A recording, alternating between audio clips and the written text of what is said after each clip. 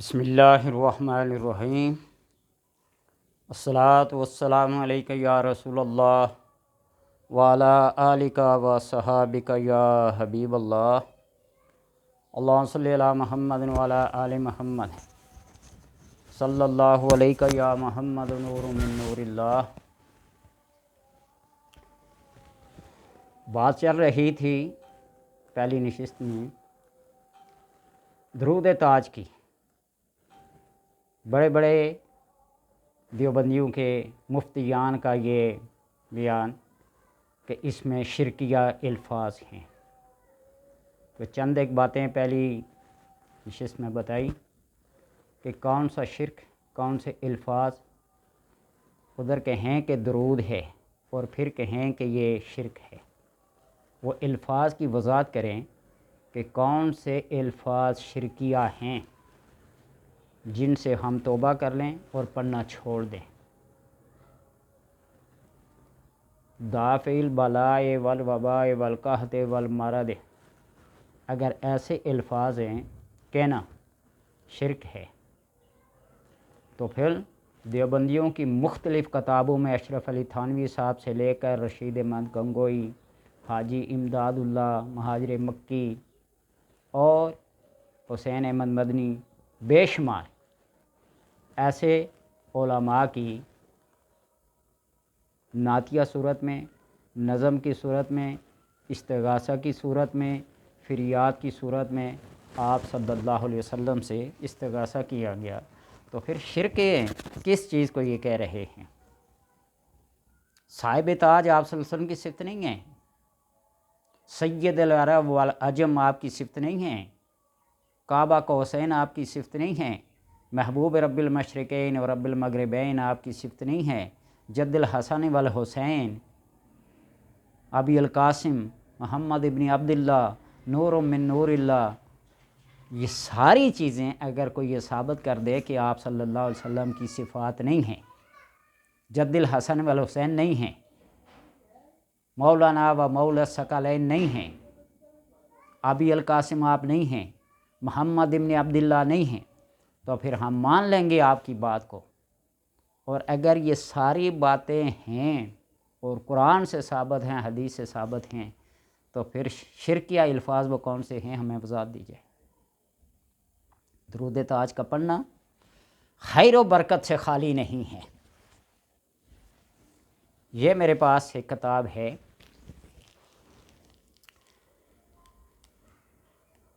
حاجی نذیر حسین and سن تاجران کتب Owais company کی، جس میں درود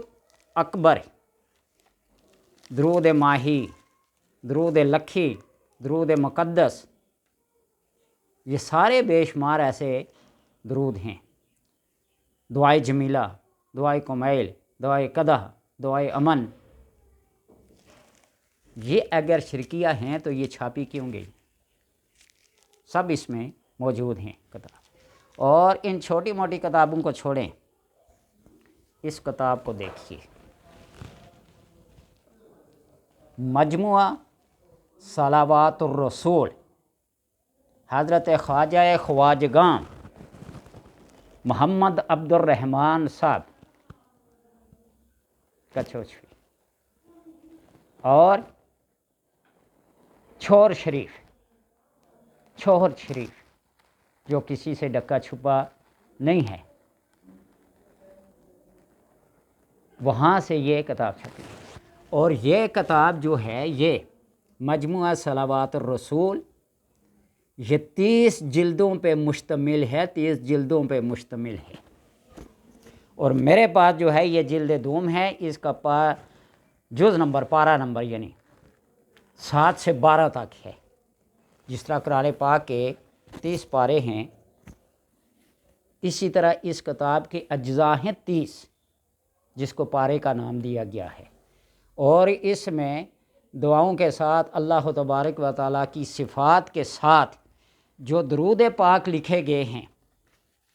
جو بھی درود پاک لکھے گئے ہیں، آپ کہیں کہ اگر اس کو حدیث سے ثابت کیا جائے تو پھر یہ آپ کی عقل و فہم ہوگی۔ میں ایک درود پاک کو آپ کے سامنے پڑھتا ہوں، اور یہ وہ کتاب ہے مقدس جس کو میں میلاد کے دنوں میں حرفاً حرفاً اس کو پڑھ کر آپ صلی اللہ علیہ وسلم کی روح کو اس کا ثواب بخشتا ہوں۔ یعنی درود پاک یہ ہے کہ دیکھیے،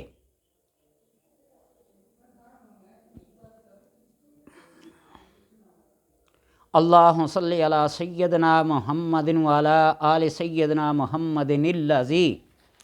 کتب اللہ اسمہ و صفتہ فی التوراۃ والانجیل والزبور والقرآن الکریم وفی مئات صحیفۃ ورقم اللہ اسمہ فوق العرش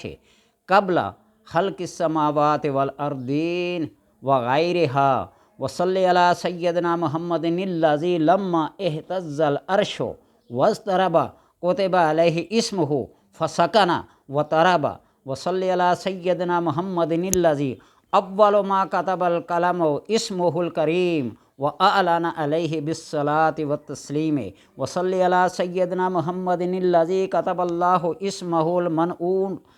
المنعوت علی فصوص اللؤلؤ والیاقوت وصلی علی سیدنا محمد الذی کتب اللہ اسمہ فی الالواح والکتب وصلی علی سیدنا محمد الذی کتب اللہ اسمہ علی اطراف الحجب وصلی علی سیدنا محمد الذی کتب اللہ اسمہ علی نحور الحور العین وصلی علی سیدنا محمد الذی کتب اللہ اسمہ بین الاعین الملائکۃ الخافین۔ ایسے درود پاک ہیں پورے، یہ 30 اجزاء ہیں اس کتاب کے۔ اب کہیں نا کہ ایسا پڑھنا شرک ہے، اس میں کون سے ایسے کلمات ہیں، کون سی ایسی کلام ہیں جو شرک پر دلالت کرتی ہے؟ آپ چھوٹے سے چھوٹے درود پاک کو لے لیں، اس میں کوئی قید نہیں۔ جو آپ صلی اللہ علیہ وسلم فرمایا من صلی علیہ مرۃ، جس شخص نے بھی مجھ پر ایک دفعہ درود پڑھا، صلی اللہ علیہ عشر مرات، اللہ تبارک و تعالیٰ اس پر 10 مرتبہ درود پڑھتا ہے۔ اور اللہ تبارک و تعالیٰ کے درود پڑھنے کا مطلب کیا ہے؟ صلوات کا نسبت جب اللہ تبارک و تعالیٰ کی طرف کی جائے تو اس کا مطلب کیا بنے گا؟ رحمت۔ فرشتوں کی طرف جب کی جائے تو اس کا مطلب بنے گا تحیہ، تحفہ، گفٹ۔ اور جب انسان پڑھیں گے تو بخشش اور مغفرت۔ جب باقی مخلوق پڑھے تو توبہ استغفار کے معنی میں یہ آتا ہے۔ میں نے اس لیے کہا تھا نا کہ اگر کسی کے پاس وقت ہو، ذوق ہو، شوق ہو، اور وہ عقل سلیم سے اور قلب سلیم سے مقالات کاظمی پڑھے، باقی کتابوں کو چھوڑیں جن کو سارے علماء مشرق و مغرب کے غزالیہ دوران کہتے ہیں۔ اعلیٰ حضرت کو چھوڑیں، احمد رضا کو چھوڑیں، باقی سارے کو چھوڑیں، صرف پاکستان کے اس مایا ناز عالم کا مقالات کاظمی کے نام سے کتاب لے کے پڑھ لیں۔ صرف و نحو کے حوالے سے، گرامر کے حوالے سے، بلاغت کے حوالے سے، منطق اور فلسفہ کے حوالے سے، ہر لحاظ سے بیان کیا گیا ہے۔ آج کل تو مدارس میں، مساجد میں شارٹ کٹ کورسز پڑھائے جا رہے ہیں، اور یہ شارٹ کٹ کورسز پڑھ کے اپنے آپ کو مفتی زمان کہلانا شروع کر دیتے ہیں، فقیہ العصر کہلانا شروع کر دیتے ہیں کہ ہم جیسا مفتی اور ہم جیسا فقیہ کوئی پیدا ہوا ہی نہیں ہے۔ جنہوں نے منطق اور فلسفے کو سلول العلوم اور قاضی مبارک تک پڑھا ہو اور اس کی عبارتیں زبانی یاد ہوں۔ آج کے علماء کو قاضی مبارک کا ہی پتہ نہیں ہوگا کہ وہ کون سے فن کی کتاب ہے۔ میر علی جانے، احمد رضا جانے، احمد سعید کاظمی جانے جنہوں نے یہ کتابیں پڑھی ہیں اور پڑھائی ہیں، اور پھر اصول نحو میں، اصول صرف میں، سارے اصول اور گرامر کے لحاظ سے ان باتوں کو ثابت کیا ہے کہ درود پاک پڑھنے کا کون سا وقت ہے، کس وقت پڑھیں، کس وقت نہ پڑھیں، کھڑے ہو کر، بیٹھ کر، لیٹ کر، سو کر، جاگ کر، جس حالت میں پڑھیں، اس میں کوئی ممانعت ہے؟ جب آپ صلی اللہ علیہ وسلم فرمایا من صلی، جس نے بھی ایک مرتبہ درود پڑھا، اللہ تبارک و تعالیٰ 10 مرتبہ اس کے اوپر رحمت نازل کرتا ہے۔ اور سب سے کم سے کم درود کے جو الفاظ ہیں، صلی اللہ علیہ وآلہ وسلم، صلی علی محمد، جس نے اتنا بھی کہہ دیا صلی علی محمد، اور آپ صلی اللہ علیہ وسلم کا فرمان ہے سب سے بدبخت وہ انسان ہے جس کے سامنے میرا نام لیا جائے اور وہ مجھ پہ درود نہ پڑے، جس کے ماں باپ زندہ ہوں وہ ماں باپ کی خدمت نہ کرے، جس نے رمضان کا مہینہ پایا اور رمضان کے روزے نہ رکھے۔ پوری حدیث پڑھ کے دیکھ لینا۔ اس لیے درود تاج ہو، درود تنجینہ ہو، درود اکبر ہو، درود مقدس ہو، درود لکھی ہو، درود قدح ہو، جو مرضی درود ہو آپ پڑھیں، اس میں کوئی شرک کا لفظ موجود تک نہیں ہے۔ ایک آپ صلی اللہ علیہ وسلم کی ذات کو خدا نہ سمجھے، خدا سے نیچے سب کچھ ہے۔ تو اس لیے میں یہ بات کہنا چاہتا ہوں کہ درود پاک کو آپ کسی مشکل کے لیے، رزق کی کشادگی کے لیے، بیماروں کو شفا دینے کے لیے، بے کسوں اور بے سہاروں کو امید کی کرن دکھانے کے لیے آپ پڑھیں، تو اللہ تبارک و تعالی جس مقصد کے لیے پڑھیں گے آپ کے، وہ اس مقصد کو پورا کریں گے۔ میرے پاس ایک کتاب ہے درود پاک کے اوپر سب لکھی ہوئی ہے، ساقی کوثر کے نام سے ہے وہ کتاب، آپ اس کو پڑھیں، واقعات پڑھیں، پھر پتہ چلتا ہے کہ لوگوں کے جن کے مرنے کے وقت منہ کالے ہو گئے تھے، چہرے بگڑ گئے ہیں، اس درود کی برکت سے ان کے چہروں کو مزین کیا گیا، پر نور بنایا گیا، ان کی شفاعت کی گئی، ان کو بخش دیا گیا، ان کو اعلیٰ درجات دیے گئے۔ تو میں صرف اس کتاب کو بار بار پیش کرتا ہوں، آپ صرف اپنی زندگی کا چند ایک لمحے، ساعتیں، گھنٹے نکال کر آپ پڑھیں نا، صرف اس کتاب کو ملاحظہ کریں کہ درود کے کون کون سے الفاظ ہیں۔ وہ جو میں نے شروع صفحات میں آپ کو پڑھ کے دیکھا نا، وہ شروع کے صفحات ہے، جہاں سے مرضی کھول گئے آپ کو پڑھ کے دکھاتا ہوں درود پاک کی کون کون سے الفاظ ہیں۔